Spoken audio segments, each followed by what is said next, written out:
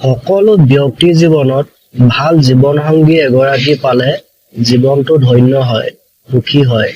আচাৰ্য চাণক্য নীতিত আমাৰ জীৱনৰ লগত জড়িত বহুত কথাই উল্লেখ আছে। তাৰ মাজৰে এনে তিনিটি নাৰী গুণৰ উল্লেখ আছে। আচাৰ্য চাণক্য নীতি নিয়মে আমাৰ ভাল বেয়া পৰিচয় কৰি দিয়ে।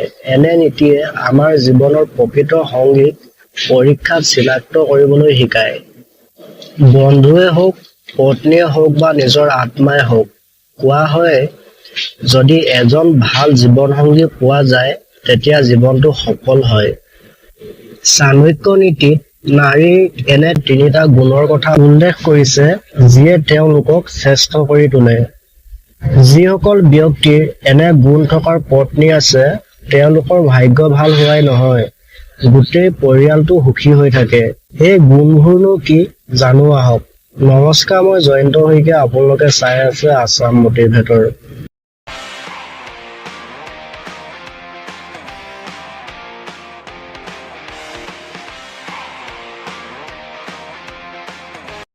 নম্বৰতে সন্তুষ্টি।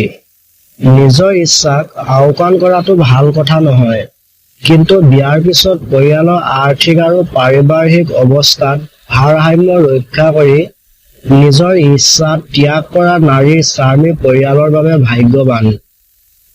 যিসকল নাৰীৰ সন্তুষ্টিৰ অনুভূতি থাকে তেওঁলোক বিবাহিত জীৱনত সদায় সুখেৰে পৰিপূৰ্ণ থাকে।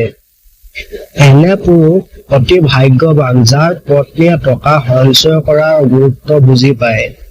এনে পত্নীয়ে কেতিয়াও অযথা পইচা খৰচ নকৰে। তেওঁলোকে যিটো জৰুৰী হয় সেইটোতে পইচা খৰচ কৰে। ২ নম্বৰতে শিক্ষিত নাৰী। এগৰাকী গুণী পত্নীয়ে গোটেই পৰিয়ালটো যত্ন ল'ব পাৰে। যিকোনো পৰিস্থিতিতে তেওঁলোকে যুঁজিবলৈ ভয় নকৰে। এগৰাকী শিক্ষিত নাৰী আত্মবিশ্বাসে ভৰপূৰ হৈ থাকে। এনে মহিলাসকল সঠিক অসুবিধা কেনেকৈ চিনাক্ত কৰিব লাগে এই বিষয়ে ভালদৰে জানে। তেওঁলোকে যিকোনো পৰিস্থিতিৰ বাবে আগতেই সাজু হৈ থাকে। এগৰাকী শিক্ষিত মহিলাই কঠিন সময়ত স্বামীৰ লগত পৰিয়ালৰ সহযোগী হৈ পৰে। শিক্ষাৰ সমান্তৰালভাৱে পৰৱৰ্তী প্ৰজন্মৰ ভৱিষ্যত উন্নত কৰাৰ ক্ষেত্ৰত সংস্কৃতিবান নাৰীও গুৰুত্বপূৰ্ণ ভূমিকা পালন কৰে।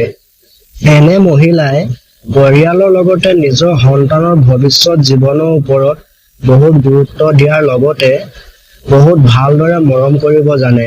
এনে মহিলাই নিজেও হাঁহি থাকে আৰু লগতে নিজৰ পৰিয়াল সন্তানকো হহুৱাই ৰাখে। ৩ নম্বৰতে ধাৰ্মিক নাৰী। চাণক্যই কৈছে ধৰ্ম পালন কৰা নাৰীয়ে কেতিয়াও নিজৰ কৰ্তব্যৰ পৰা আঁতৰি নাযায়। এনে মহিলাই কেতিয়াও নিজৰ স্বামীক অসন্মান নকৰে, যিকোনো পৰিস্থিতিতে লগত থাকে। তেওঁলোকে সময়মতে নিজৰ কৰ্মৰ ওপৰত ধ্যান ৰাখে। আধ্যাত্মিকতাৰ বিশ্বাস কৰা নাৰীৰ ঘৰত সুখ শান্তিৰ অভাৱ কোনোদিনেই নাথাকে। ধৰ্ম পালন কৰা নাৰীয়ে নিজৰ লগতে পৰিয়াল জীৱনকো সাৰ্থক কৰি তোলে। ইয়াৰ বাবে আগন্তুক প্ৰজন্মও ধৰ্মীয় আৰু সংস্কৃতিবান কৰি গঢ়ি তোলে।